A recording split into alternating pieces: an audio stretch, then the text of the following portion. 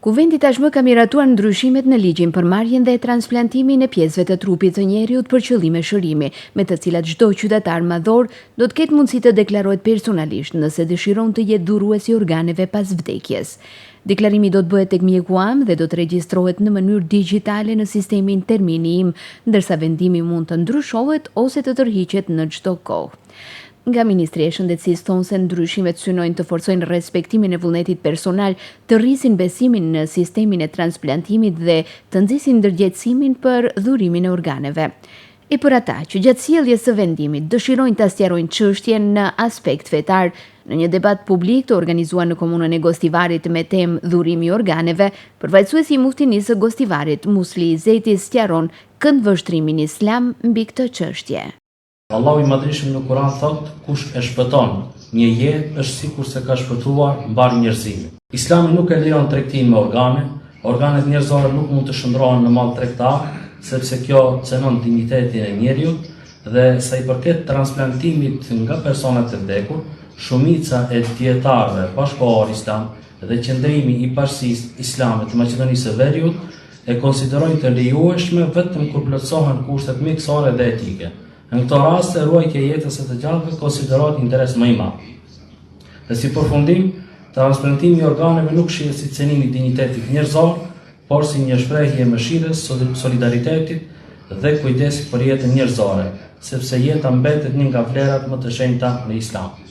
Në lidhje me këtë çështje, TV2 rikthén anketën e zhvilluar me qytetarët e Gostivarit për të mësuar nëse ata do të ishin të gatshëm t'i dhuronin organet e tyre pas vdekjes.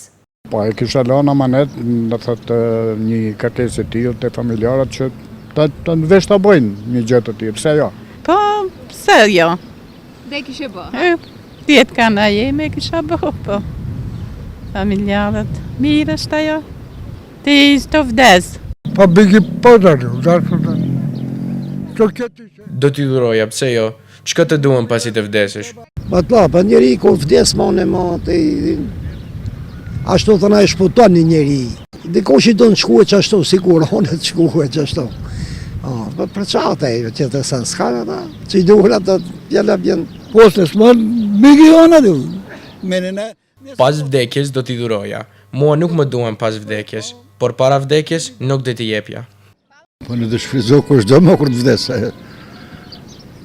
Do kishe qenë dakord me ta? S'o problem për atë. Pa tjetër, normal, edhe unë i kisha dhënë. Gjo humane, ti ndihmosh popullit, dikujt. Megjithëse shumica e qytetarëve u shprehën se do ta nënshkruanin këtë dokument, pati edhe nga ata që besojnë se trupi nuk duhet të preket pas vdekjes, por të kthehet tek Zoti ashtu siç ka ardhur. Nuk besoj.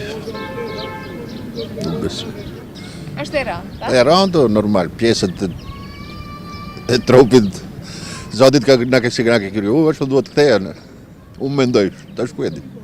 Aktualisht në vend, 168 pacientë janë në pritje për transplantim të veshkës, 37 për transplantim të zemrës, 12 të mëlçisë dhe 23 të kornesë.